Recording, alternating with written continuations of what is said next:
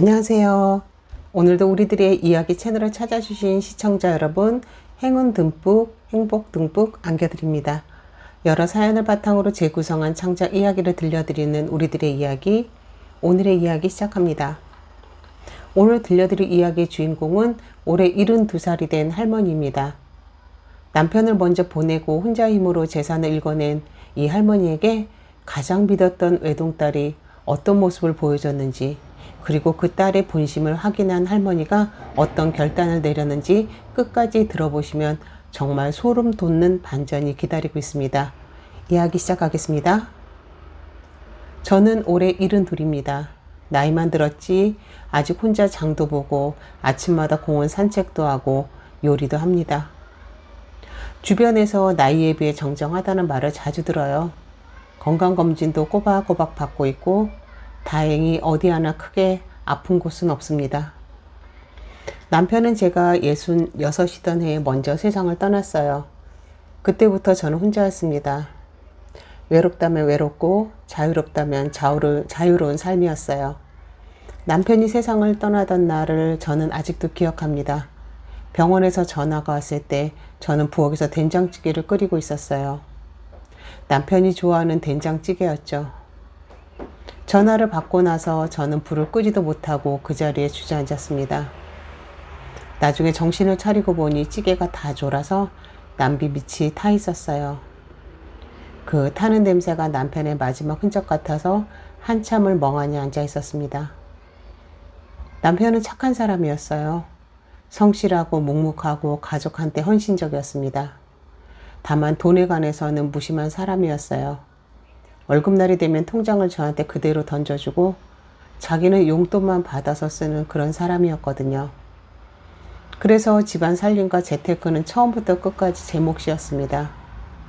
적금 넣고 보험 들고 가계부 쓰고 이런 건 전부 제가 했어요. 남편은 그냥 당신이 알아서 해 라고 했고 저는 그게 불만이기도 했지만 지금 돌이켜보면 그 덕분에 제가 돈 관리하는 실력을 키울 수 있었던 것 같아요. 남편이 떠나고 나서 제일 먼저 든 생각은 딱 하나였습니다. 이제부터 나 혼자 힘으로 살아야 한다는 것. 남편이 남긴 게 아예 없진 않았지만 풍족한 것도 아니었어요. 작은 아파트 한 채와 통장에 얼마 안 되는 돈이 전부였습니다. 저는 그 돈을 쪼개고 또 쪼개면서 살았어요.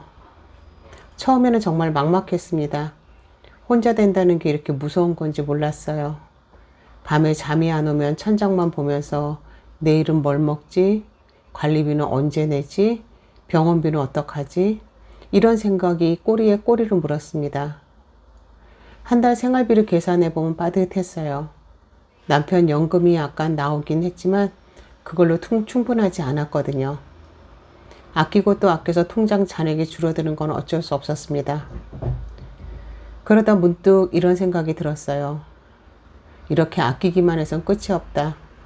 돈을 모으는 것만으로는 한계가 있다. 돈이 돈을 벌게 해야 한다. 그때부터 저는 늦은 나이에 부동산 공부를 시작했습니다. 주변에서는 그 나이에 무슨 공부냐고 했어요. 친구들은 야, 우리 나이에 편하게 살자. 뭘 또 공부를 해? 라고 했고 심지어 딸도 엄마 그냥 쉬어 무리하지 마 라고 했습니다. 하지만 저는 무시했어요. 제가 살아남으려면 제가 뭔가를 해야 했으니까요. 누구한테 기대어 살고 싶지 않았습니다. 특히 자식한테 짐이 되고 싶지 않았어요. 그게 제 자존심이었습니다. 도서관에 가서 부동산 관련 책을 빌렸습니다. 처음에는 용어 자체가 외계어 같았어요. 전세, 월세, 수익률, 갭투자, 임대차 보호법. 뭐가 뭔지 하나도 모르겠더라고요. 그런데 모르면 배우면 되는 거잖아요.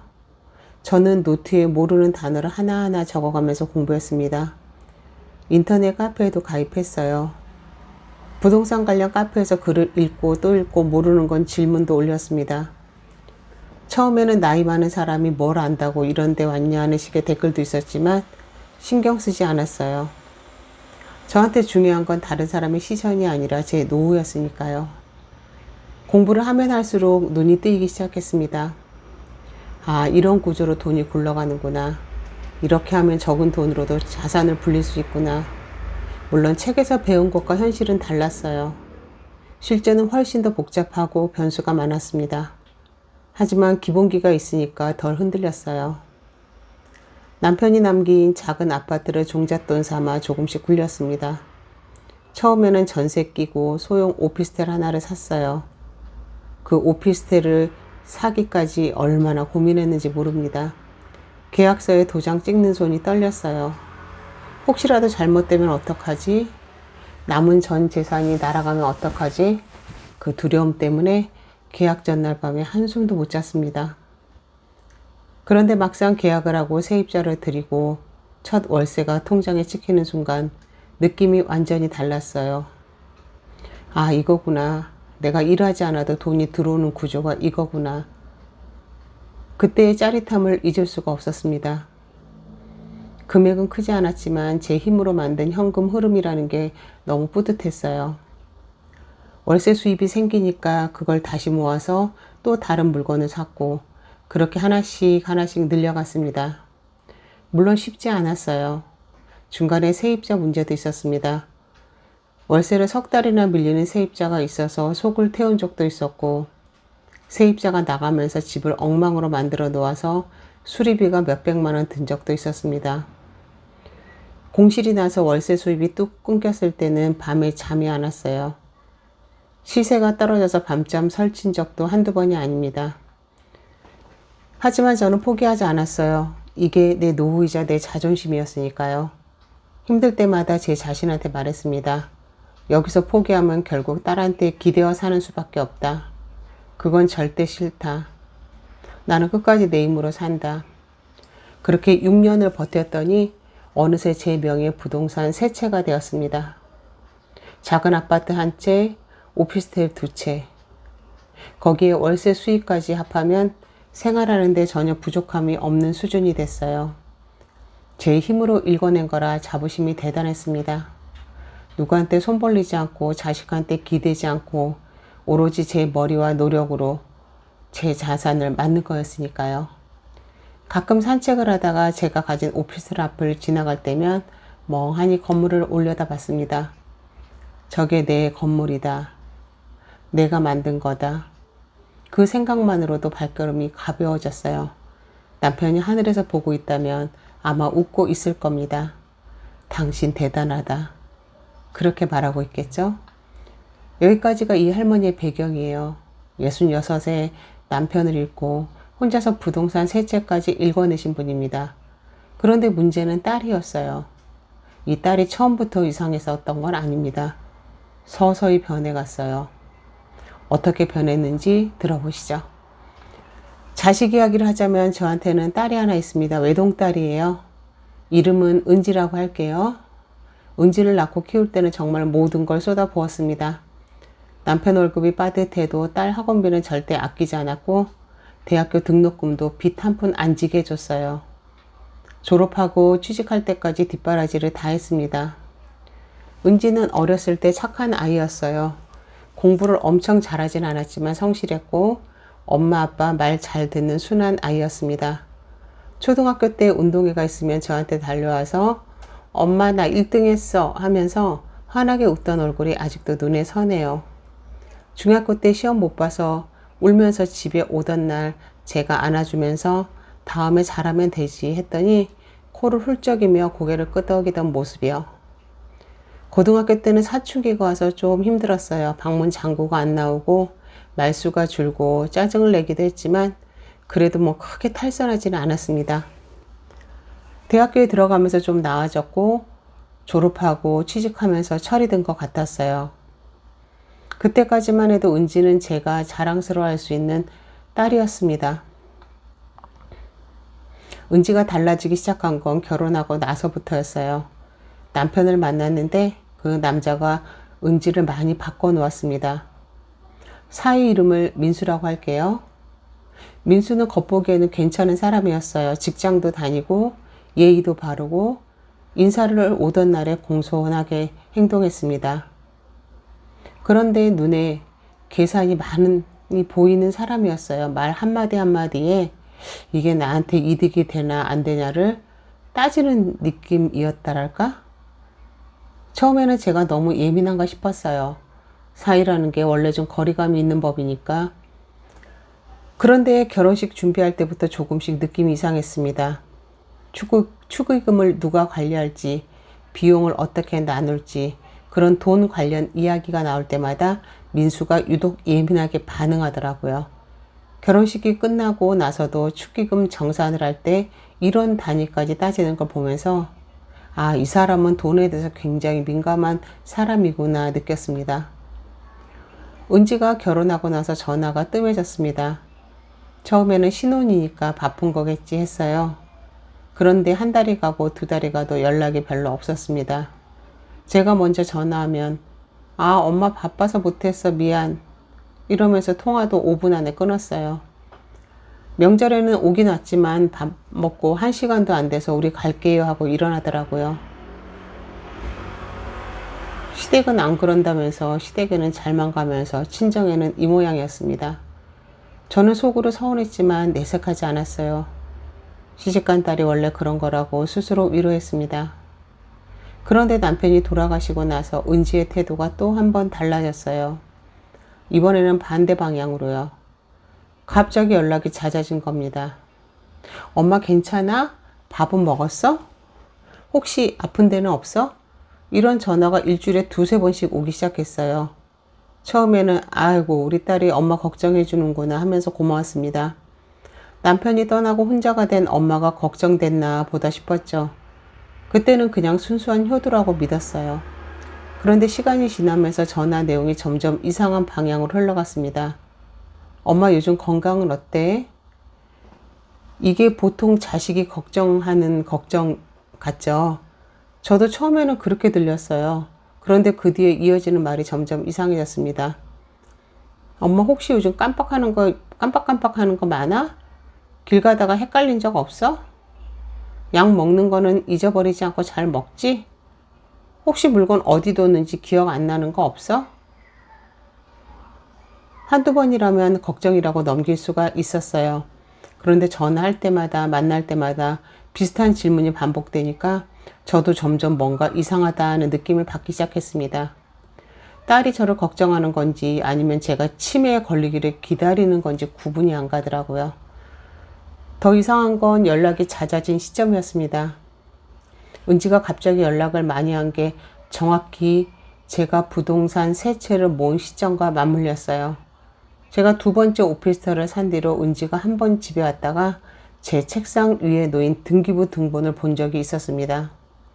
그때 아무 말 안 하고 지나갔는데 그 뒤로부터 연락이 확 늘었어요.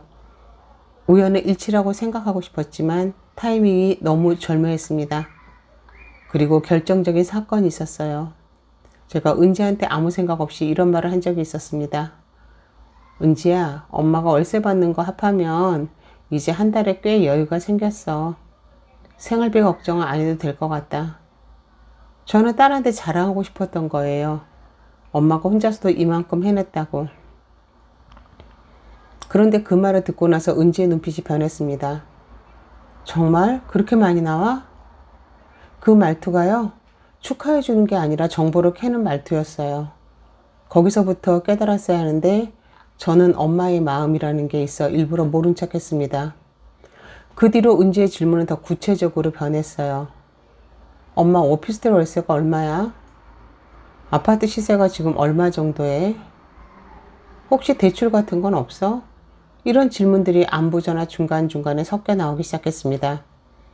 저는 정확한 금액은 말하지 않았지만 대략적인 이야기는 했어요. 숨길 이유가 없다고 생각했으니까요. 그런데 은지가 한 번은 이런 말을 했습니다. 엄마 혹시 유서 같은 거 써놓은 거 있어? 저는 그 질문에 등이 서늘해졌어요. 아무리 그래도 살아있는 엄마한테 유서를 쓰냐고 묻는 건 너무하잖아요. 그때 저는 아직 안 썼어 라고만 했는데 전화를 끊고 나서 한참을 거실에 앉아 있었습니다. 우리 딸이 왜 저러지? 도대체 무슨 생각을 하고 있는 거지? 결정적인 건 작년 추석이었습니다. 딸이 명절에 집에 왔다가 대뜸 이런 말을 꺼냈어요. 엄마 나중에 혹시 모르니까 미리 집 정리 좀 해두는 게 좋지 않을까? 명의 같은 것도 복잡해지기 전에 미리미리 사위도 옆에서 어머니 요즘은 미리미리 하시는 분들이 많습니다. 나중에 급하게 하시면 더 힘들어요. 라고 거들었습니다. 저는 그 말을 듣고 젓가락을 내려놓았습니다. 명의를 미리미리 정하라고? 아직 멀쩡히 살아있는 사람한테? 그 순간 딸의 눈을 똑바로 봤더니 딸은 시선을 피하더라고요. 그때 확실히 알았습니다. 이 아이가 내 건강을 걱정하는 게 아니라 내 재산을 걱정하고 있구나.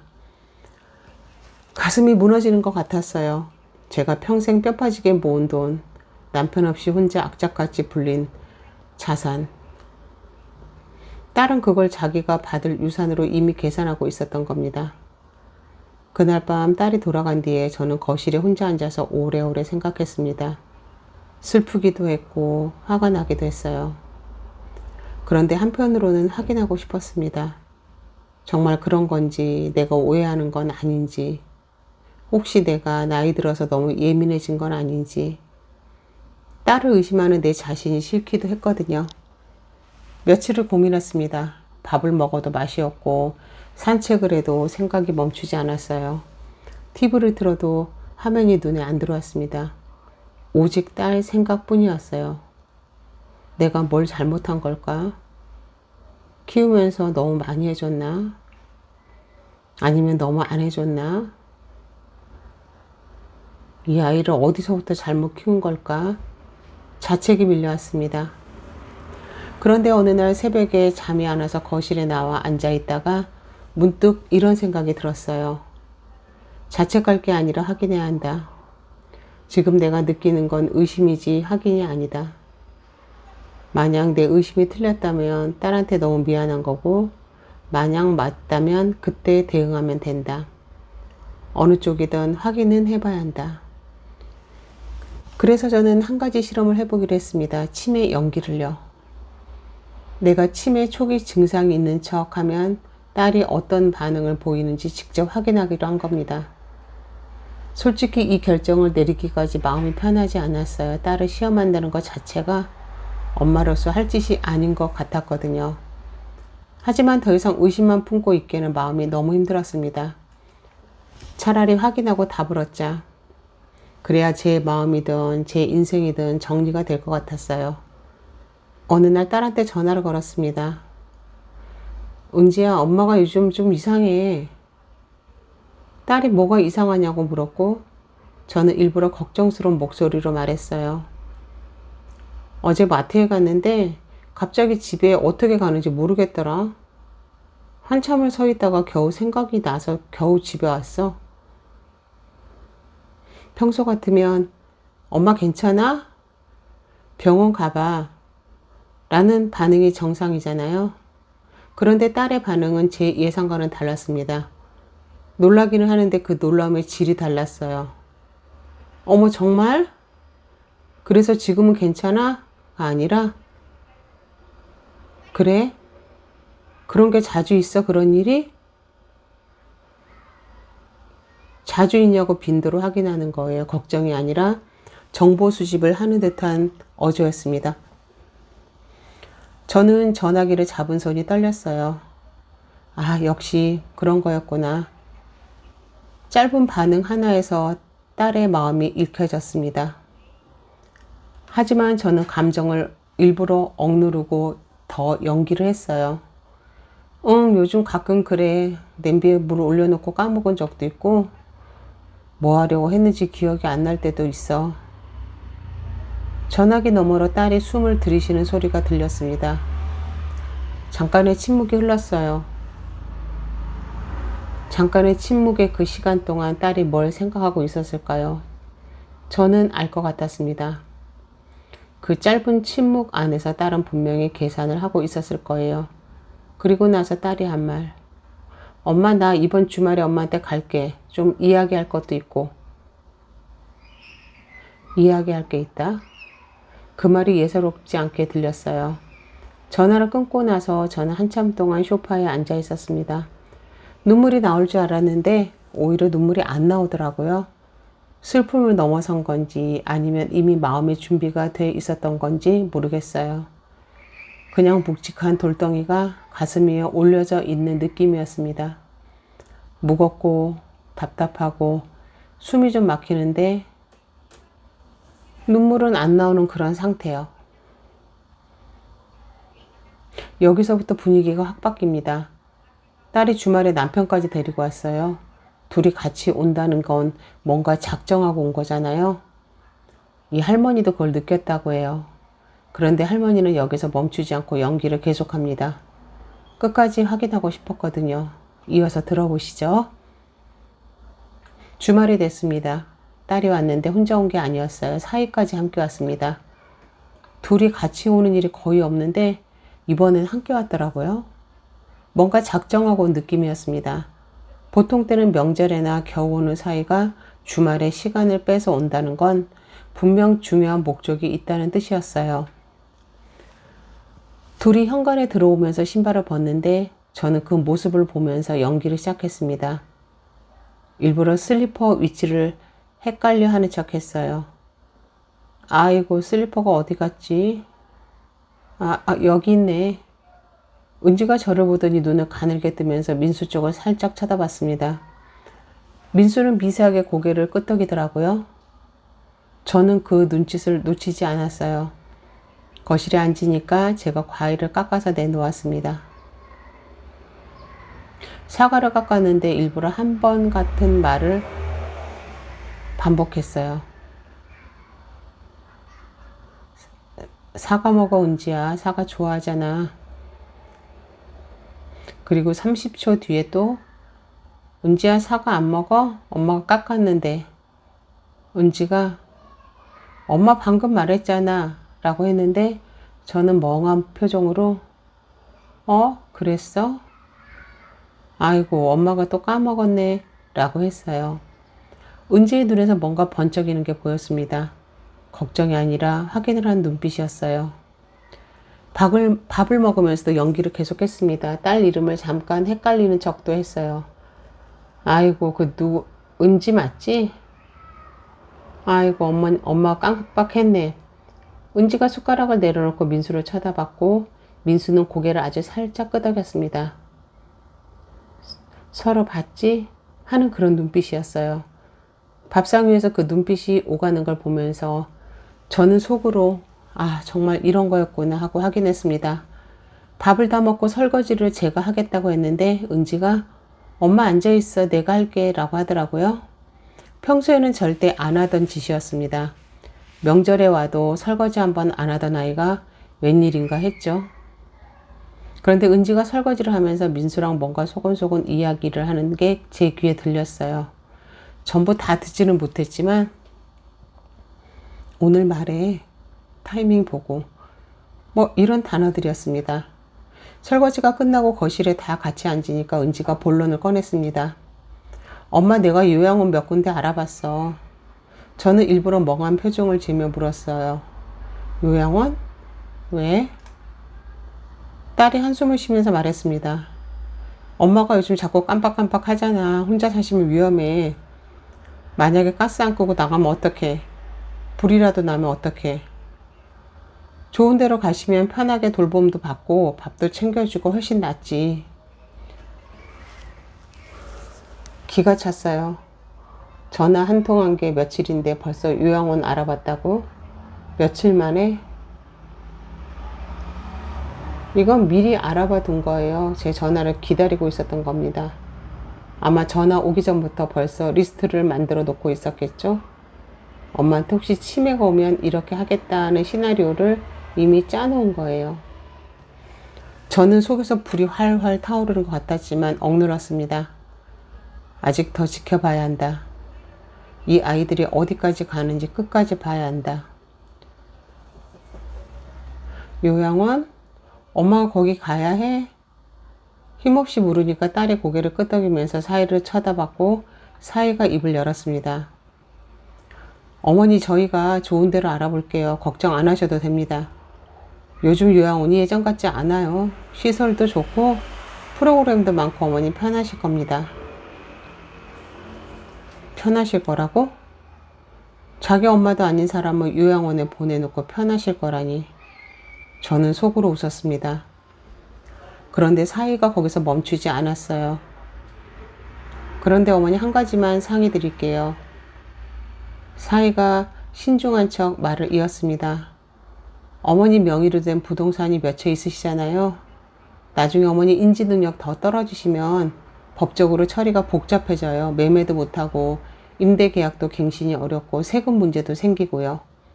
그러니까 어머니가 지금 정신 또렷하실 때 미리 명의를 정해 두시는 게 좋을 것 같습니다.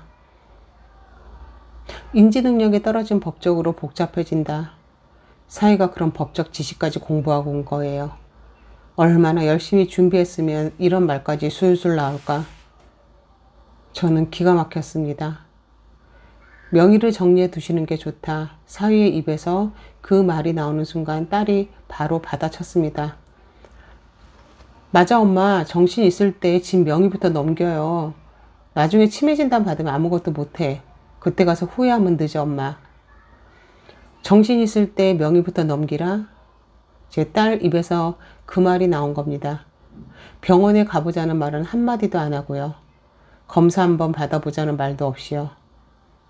치매 초기 증상이 있다는데 병원이 아니라 명의 이전부터 이야기하는 게 정상입니까? 저는 그 말을 듣고 속에서 불이 활활 타오르는 것 같았습니다. 하지만 절대 티를 내지 않았어요. 연기를 하는 중이니까요. 대신 고개를 푹 숙이고 힘없는 목소리로 그래야 하나? 하고 중얼거렸습니다. 딸은 그 모습을 보고 안심했는지 가방에서 서류를 꺼냈어요. 서류를요. 미리 준비까지 다 해온 겁니다. 투명 파일에 깔끔하게 정리되어 있었습니다. 단순히 메모 수준이 아니라 제대로 된 서류였어요. 엄마 여기 보면 부동산 명의 이전 절차 정리해 놓은 거야. 여기 서명만 하면 돼. 딸이 볼펜까지 꺼냈습니다. 사위는 옆에서 팔짱을 끼고 앉아서 고개를 끄덕이고 있었어요. 마치 사업 미팅에서 계약서 사인받는 것 같았습니다. 저는 서류를 받아들고 한참을 내려다봤습니다. 글씨가 눈에 들어오지 않았어요. 눈이 침침해서가 아니라 마음이 침침해서요. 이게 내 딸이 맞나? 내가 밤새 젖은 기저귀 갈아주고 업어서 병원 데려가고 더운 여름에 부채질 해주면서 키운 아이가 지금 내 앞에서 명의 이전 서류를 들이밀고 있다는 거죠. 딸은 엄마 어려운 거 아니야. 그냥 서명만 하면 돼 라고 재촉했고 사위는 빨리 하시는 게 좋습니다 라고 거들었어요. 그때 저는 서류를 테이블 위에 조용히 내려놓았습니다. 그리고 천천히 고개를 들었어요. 자, 여기부터가 이 이야기의 핵심입니다. 할머니가 고개를 들은 순간 딸이 처음으로 뭔가 이상하다는 걸 느꼈다고 해요. 왜냐면 할머니 눈빛이 완전히 달라졌거든요. 지금까지 멍하고 흐릿했던 눈빛이 갑자기 또렷해진 겁니다. 딸이 제 눈을 봤습니다. 저는 방금까지와는 완전히 다른 눈빛으로 딸을 마주봤어요. 흐릿하고 멍했던 눈이 아니라 또렷하고 차갑고 맑은 눈이었습니다. 딸이 잠깐 멈칫했어요. 엄마, 뭔가 이상하다는 걸 느낀 거죠. 사위도 저를 보더니 표정이 살짝 굳었습니다. 저는 등을 곧게 펴고 앉았습니다. 아까까지 구부정하던 등을 쭉 펴니까 딸의 눈이 커졌어요. 그리고 저는 아주 또박또박 말했습니다. 은지야, 엄마가 한 가지 물어볼게. 엄마가 치매에 걸렸으면 좋겠어? 거실의 공기가 얼어붙었습니다. 딸이 당황하며 무슨 소리야, 당연히 아니지 라고 했지만 눈동자가 이리저리 흔들리더라고요. 사위도 팔짱을 풀고 자세를 고쳐 앉았습니다. 분위기가 확 달라진 걸 느낀 거죠. 저는 이어서 말했어요. 엄마가 요즘 깜빡깜빡 한다고 했지? 귀를 잃었다고 했지? 다 거짓말이야. 연기한 거야. 딸의 얼굴이 새하얘졌습니다. 저는 딸의 눈을 똑바로 보면서 말했습니다. 엄마 아직 머리 잘 돌아가. 건강검진에서도 인지기능 정상이라고 나왔어. 깜빡한 적 한 번도 없어. 전부 다 연기야. 은지의 입이 벌어졌습니다. 아무 말도 못하고 멍하니 저를 쳐다봤어요. 민수도 마찬가지였습니다. 아까까지 여유있게 앉아있던 사이가 등을 세우고 긴장한 표정으로 변했습니다. 저는 웃지 않았어요. 웃을 수가 없었거든요. 내가 어떤 마음으로 엄마한테 전화하고 어떤 마음으로 명절에 오는지 알고 싶었어. 그래서 시험해 봤어. 근데 결과가 이렇게 나왔네. 딸이 당황해서 엄마 그게 아니라 말을 잇기도 전에 저는 손으로 입을 막았습니다. 엄마가 치매 기운 있다고 했더니 며칠 만에 요양원 알아왔지? 서류까지 미리 준비해서 서명하라고 했지? 가족이면 먼저 걱정을 해야지. 병원부터 가보자고 해야지. 그게 순서 아니야? 그런데 너는 병원이 아니라 요양원을 알아왔고 건강이 아니라 명의를 먼저 챙겼어. 제가 한마디 한마디 할 때마다 딸의 얼굴이 빨개졌다가 하얘졌다 했습니다. 눈에 눈물이 고이기 시작했어요. 하지만 저는 멈추지 않았습니다. 오늘 이 자리에서 다 이야기했으니까요. 아니, 오늘 이야기를 다 해야 됐으니까요. 엄마가 치매라는 말을 듣고 너희 첫 반응이 뭐였는지 알아? 자주 그래? 그거였어. 괜찮아가 아니라 자주 그러냐고 빈도로 확인했어. 그게 걱정하는 딸의 반응이야? 아니잖아. 그건 상태를 파악하는 반응이지 얼마나 심한지 어느 정도 됐는지 확인해서 다음 수를 계산하려고 한 거잖아. 딸은 아무 말도 못하고 입만 벌렸다 닫았다 했습니다. 사이도 다리를 꼬았다 풀었다 하면서 불안한 기색이 역력했어요. 하지만 저는 거기서 멈추지 않았어요. 그리고 은지야, 너 가방 안에 요양원 리스트 있잖아. 세고 비교 정리한 거. 가격 순으로 정리해놨더라. 제일 싼 데가 빨간 동그라미까지 쳐놨던데. 딸이 움찔했습니다. 제가 그것까지 알고 있으리라고 생각을 못했겠죠. 은지가 화장실 간 사이 가방을 봤어요. 요양원 세 곳의 비용과 서비스를 비교 정리한 메모가 들어있었습니다. 제일 싼 데에 빨간 동그라미가 쳐져 있더라고요. 그걸 보는 순간 가슴이 찢어지는 것 같았지만 동시에 제 결심이 더 단단해졌습니다. 엄마를 보낼 요양원을 고르면서 제일 싼 데를 골랐구나, 내 딸이.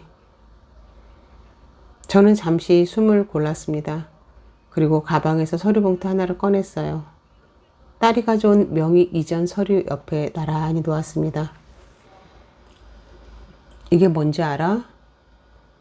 딸이 서류를 들여다봤습니다. 제가 천천히 설명했어요. 엄마가 가진 부동산 전부 아파트 한 채, 오피스텔 2채, 거기에 예금 전부. 이걸 전부 사회에 환원하겠다는 의사를 담은 서류야. 이미 준비 다 해뒀어. 딸의 눈이 휘둥그레졌습니다. 뭐? 사회 환원? 그게 무슨 소리야? 사위가 서류를 낚아채듯 집어서 봤어요. 서류를 읽어 내려가는 사위의 손이 미세하게 떨리는 게 보였습니다.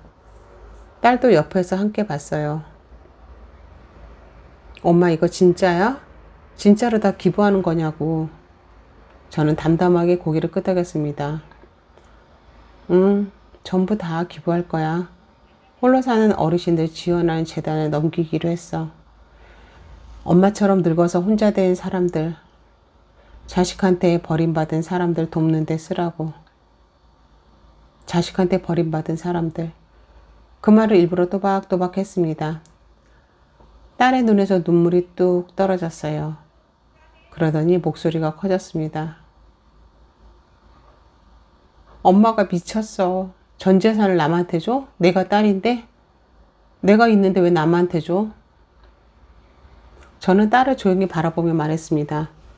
제 목소리도 떨렸어요. 화가 나가서가 아니라 슬퍼서요. 내 딸이 있으면 뭐해.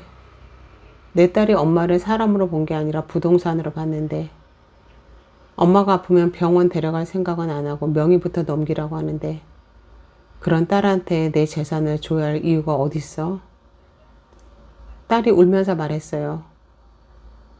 그게 아니라 엄마를 위해서 한 거라고. 엄마가 나중에 힘들까 봐 미리 준비한 거라고. 저는 고개를 천천히 저었습니다. 나를 위해서? 정말 나를 위해서였으면 요양원이 아니라 병원을 먼저 알아봤을 거야. 명의 이전 서류가 아니라 치매 검사 예약부터 잡았을 거야. 나를 위해서라는 말이 이렇게 가볍게 나올 수 있는 거야? 딸이 말을 잇지 못하고 입술만 떨었습니다. 저는 이어서 말했어요. 그리고 은지야, 엄마가 한 가지 더 물어볼게. 엄마가 부동산이 없었어도 이렇게 자주 전화했을까? 월세 수입이 없었어도 명절마다 왔을까? 솔직하게 대답해봐. 딸이 고개를 숙였습니다. 한참 동안 아무 말도 못했어요. 그 침묵이 대답이었습니다. 사이가 끼어들었어요. 어머니 냉정하게 생각하셔야 합니다. 이건 감정적으로 결정하실 문제가 아니에요. 그 재산은 어머니 노후 자금이기도 하고 가족 간에 이런 식으로 감정적으로 대응하시면 곤란합니다. 저는 사이를 향해 고개를 돌리고 차분하게 말했어요. 자네 잠깐. 가족이라는 말 좀 쉽게 쓰지 마. 가족이면 엄마가 아프다는데 요양원부터 알아보고 명의 이전 서류 들고 오는 게 아니야. 그리고 내 노후는 내가 알아서 해. 지금까지도 혼자 해왔으니까. 사이가 입을 다물었습니다. 저는 이어서 설명했어요. 서류의 기부 시점은 내가 세상을 떠난 뒤로 설정해뒀어. 살아있는 동안은 내가 관리하고 내가 죽으면 전부 재단으로 가는 거야. 사이가 잠깐 생각하더니 입을 열었습니다. 어머니 그래도 딸이 있는데 전 재산을 기부하시는 건 좀 극단적이지 않습니까? 저는 사위의 말을 끊었습니다. 보통은 자식이 부모를 ATM 기계로 취급하지도 않지. 보통은 엄마가 치매에 걸렸다는데 병원부터 가보자고 하지 명의 이전 서류를 들고 오지는 않지. 보통이라는 말은 보통으로 행동한 사람이 할 수 있는 거야. 사위가 더 이상 말을 잇지 못했습니다. 딸은 울다가 갑자기 다리에 힘이 풀렸는지 뒷목을 잡고 소파에 주저앉았어요. 엄마 어떻게 이럴 수가 있어? 엄마가 낳은 딸인데. 울음이 터져 나왔습니다. 제 마음이 아프지 않았다면 거짓말이에요. 당연히 아팠습니다. 내 뱃속에서 나온 딸인데 밤새 안아주고 등록금 대느라 허리띠 졸라매고 결혼식 해주려고 아끼고 또 아꼈던 아이인데. 딸이 울면서 엄마 한 번만 기회를 줘. 내가 잘못했어. 라고 빌었습니다. 사위도 당한 건지 어머니 저희가 잘못했습니다. 반성하겠습니다. 라고 했습니다. 그런데 저는 알았어요. 이 반성이 진심인지 아닌지. 서류를 본 뒤에 나온 반성이잖아요. 재산이 자기한테 안 온다는 걸 확인한 뒤에 나온 눈물이잖아요. 만약 제가 사유하는 서류를 내밀지 않았다면 이 사람들이 반성을 했을까요? 아니요, 절대 안 했을 겁니다. 제가 재산이 많은 엄마가 아니라 그냥 빈손인 엄마였다면 이 사람들은 지금 여기 앉아있지도 않을 거예요. 전화도 안 했겠죠. 명절에도 안 왔겠죠. 그게 현실이었습니다. 저는 마지막으로 이런 말을 했습니다. 은지, 엄마가 이렇게까지 한 건 너한테 벌을 주려고 한 게 아니야. 엄마도 마음이 아파. 이 결정 내리기까지 며칠을 밤새 뒤척이면서 울었어. 내 딸한테 이러고 싶지 않았어. 딸이 고개를 들고 저를 봤습니다. 눈이 퉁퉁 부어 있었어요. 저는 이어나갔습니다. 근데 이번 일도 확실하게 깨달은 게 있어. 내 돈이 내 손에 가면 그거는 너를 더 나쁜 사람으로 만들 거야. 엄마 재산을 기다리며 사는 사람 되지 말고 내 힘으로 살아. 엄마가 그랬던 것처럼 남편 없이 혼자서 아무 도움 없이 내 힘으로 일어선 것처럼 너도 그렇게 해. 그게 엄마가 너한테 줄 수 있는 마지막 가르침이야. 딸은 한참 동안 울었습니다. 사위는 아무 말도 못하고 앉아 있었어요. 거실에 딸의 울음소리만 가득했습니다. 저도 눈시울이 뜨거워졌지만 참았어요. 여기서 울면 안 됐습니다. 울면 마음이 흔들릴 것 같았으니까요. 그날 둘은 서류 한 장도 챙기지 못하고 빈손으로 돌아갔습니다. 가져왔던 명의 의지한 서류는 제 테이블 위에 그대로 놓인 채로요. 현관에서 신발을 신는 딸의 뒷모습이 보였습니다. 어깨가 들썩이고 있었어요. 울면서 나가는 거였습니다. 저는 현관문이 닫히는 소리를 듣고 나서야 비로소 소파에 주저앉았어요. 그리고 그때서야 눈물이 났습니다. 아무도 없는 거실에서 혼자 한참을 울었어요. 이 이야기의 후일담도 전해드릴게요. 사실 이 뒤에 일어난 일이 또 있었습니다.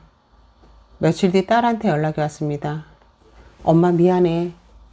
짧은 문자 한 통이었어요. 저는 답장하지 않았습니다. 미안하다는 말이 진심인지 아닌지 지금의 저로서는 판단할 수가 없었거든요. 그 다음날 또 문자가 왔어요. 엄마 밥은 먹었어? 문자를 보는데 마음이 씁쓸하더라고요. 예전에는 이 문자가 올 때마다 기뻤는데 이제는 그 문자 뒤에 무슨 마음이 숨어 있는지 의심하게 됐으니까요. 자식을 의심하는 부모의 마음이 얼마나 비참한 건지는 아시죠? 일주일 뒤에 딸이 집에 왔습니다. 초인종을 눌렀는데 저는 문을 열지 않았어요. 딸이 문 앞에서 엄마 나야 문 좀 열어 라고 했지만 저는 소파에 앉아서 움직이지 않았습니다. 한참을 서 있다가 딸이 문 앞에 뭔가를 놓고 갔어요. 나중에 열어보니 떡이었습니다. 제가 제일 좋아하는 송편이었어요. 거기에 쪽지가 끼어 있었습니다. 엄마 미안해. 기다릴게. 그 쪽지를 보고 저는 한참을 울었습니다. 이 아이가 진심으로 반성을 한 건지 아니면 재산 때문에 기회를 노리는 건지 저는 아직도 잘 모르겠어요.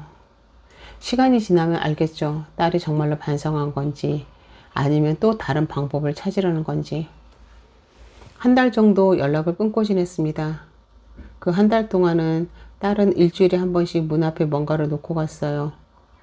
어떤 날은 과일이었고 어떤 날은 반찬이었고 어떤 날은 편지였습니다.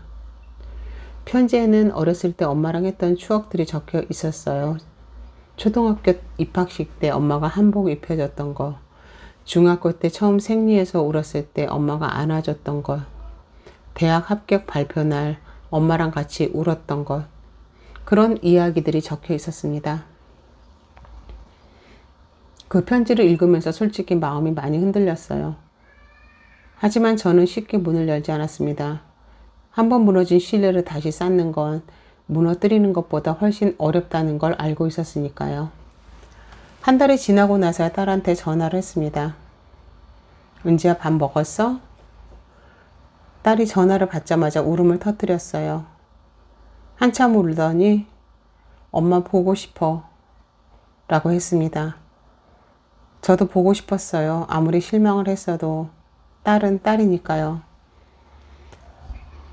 그래서 우리 둘은 만났습니다. 딸이 집에 왔는데 이번엔 혼자 왔어요. 사이 없이. 그리고 앉자마자 바닥에 무릎을 꿇었습니다. 엄마 정말 미안해. 내가 사람이 아니었어. 엄마를 돈으로 봤어. 그건 내 잘못이야. 변명 안 할게. 저는 딸을 일으켜 세우고 테이블에 앉혔습니다. 그리고 물을 한 잔 꺼냈어요. 딸이 물을 마시면서 울음을 가라앉혔습니다. 저는 천천히 말했습니다. 은지야, 엄마가 전 재산을 기부하겠다 한 건 진심이야. 그 마음은 바뀌지 않았어. 하지만 엄마도 네가 진짜로 변하는 걸 보고 싶어. 돈이 아니라 엄마 자체를 사랑하는 딸이 되는 걸 보고 싶어. 그게 되면 그때 다시 생각해 볼게. 딸이 고개를 끄덕였습니다. 알겠어, 엄마. 기다릴게. 내가 반성하고 내가 변할게. 그 뒤로 은지가 좀 달라졌습니다. 예전처럼 재산 관련 질문은 일절 안 하더라고요. 전화가 오면 엄마 오늘 뭐 했어? 산책 갔어? 이런 평범한 안부만 묻습니다. 가끔 주말에 와서 밥도 같이 해 먹고 산책도 합니다. 민수는 잘 안 와요. 아마 머쓱한 거겠죠? 은지 혼자 오는 게 오히려 편합니다. 이게 진심인 변화인지 아니면 시간이 지나면 또 원래대로 돌아갈지 저는 잘 모르겠어요. 그래서 지켜보고 있습니다. 서두르지 않을 거예요. 시간이 그 답을 줄 거라고 믿습니다. 그 뒤로 저는 생활에 변화를 주었습니다. 예전부터 해보고 싶었던 서예를 배우기 시작했고 동네 복지관에서 봉사활동도 시작했어요. 혼자 사는 어르신들께 도시락을 배달하고 말벗이 되어드리는 일이었습니다. 거기서 만난 어르신들 중에는 자식도 있었는데 연락 한번 안 하는 분들이 정말 많았어요. 그분들을 보면서 생각했습니다. 나는 적어도 내 돈이 이분들을 위해 쓰이게 만들어 놨으니 그것만으로도 의미가 있다고요. 봉사활동을 하면서 만난 한 할머니가 있었어요. 그분은 아들이 셋인데 아무도 찾아오지 않는다고 했습니다. 월세 수입이 있을 때는 잘 오더니 월세가 끊기고 재산이 없어지니까 연락이 또 끊겼대요. 그 이야기를 듣는데 정말 남의 일 같지 않더라고요. 저도 그럴 뻔했으니까요. 사람들은 자식에게 유산을 남기는 게 당연하다고 합니다. 하지만 저는 생각이 다릅니다. 유산은 받을 자격이 있는 사람에게 가야 해요. 그 자격은 돈이 아니라 마음에서 나오는 겁니다. 부모를 사랑으로 대한 자식이라면 유산을 받을 자격이 있겠죠. 하지만 부모를 부동산으로 대한 자식에게 그 부동산을 물려줄 이유는 없었습니다. 제가 이 결정을 내리기까지 수백 번은 고민했을 거예요. 밤에 잠이 안 올 때마다 내가 너무한 건 아닌가, 딸한테 너무 가혹한 건 아닌가 하는 생각이 들었습니다. 하지만 그때마다 딸이 가져온 명의 이전 서류가 떠올랐어요. 볼펜까지 건네던 딸의 손이 떠올랐습니다. 그러면 다시 마음이 단단해졌습니다. 저는 지금도 혼자 잘 살고 있습니다. 아침마다 산책하고 서예 수업 가고 봉사활동하고 월세 관리하면서요. 외롭지 않냐고요? 가끔 외롭죠. 특히 비 오는 날이나 명절에는 마음이 허전할 때가 있어요. 하지만 돈 때문에 나를 찾는 사람 곁에 있는 것보다 혼자 있는 외로움이 훨씬 더 편합니다. 마지막으로 하나만 더 말씀드리고 싶어요. 자식 키우시는 부모님들한테요. 자식한테 너무 많은 걸 보여주지 마세요. 부모의 재산이 자식의 눈에 보이기 시작하면 그때부터 관계가 달라집니다. 제가 딸한테 월세 수입 이야기를 하지 않았더라면 아마 딸은 지금도 평범한 딸이었을 거예요. 물론 딸의 잘못이 가장 크지만 저도 반성할 부분이 있다고 생각합니다. 부모의 재산은 부모만 알면 됩니다. 자식한테 보여줄 건 돈이 아니라 사랑이에요. 그걸 너무 늦게 깨달았습니다. 그럼 지금까지 저의 긴 사연 들어주셔서 감사합니다.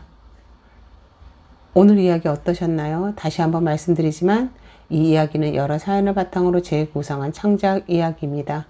혹시 비슷한 경험이 있으시거나 느끼신 점이 있다면 댓글로 편하게 남겨주세요. 여러분의 이야기도 듣고 싶습니다. 그럼 저는 다음 이야기로 찾아뵙겠습니다. 구독과 좋아요는 저에게 큰 힘이 됩니다. 감사합니다.